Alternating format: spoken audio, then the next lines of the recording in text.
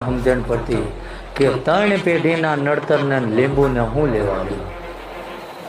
તમને કંઈક લીંબુ આના ઉપરથી વાળી નાખ્યા. હવે એટલું નાનું એવું લીંબુ આખા 3 પેઢીનું નડતર લઈ જતું હોય છે ખરું. અને જો લીંબુમાં એટલી તાકાત છે તો પછી લીંબુ વેચવા વાળો કેમ લારી લઈને ફરે? હેલિકોપ્ટરમાં લીંબુ ના વેચે? વાત ખોટી હોય તો કહો, મને કોઈનો વિરોધ નથી.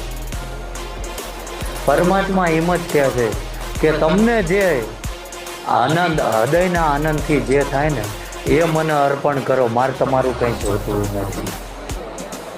આ લખીને રાખજો. પણ એ કદાચ ફરીથી હરી ઈચ્છા હશે ને ભેગા થશું તો આખી પૂરી વાત કરી. કારણ કે મારે બધું થોડું થોડું બધાને પીરસવાનું. લાગટ જઈને જાણવું હોય એ આવશે.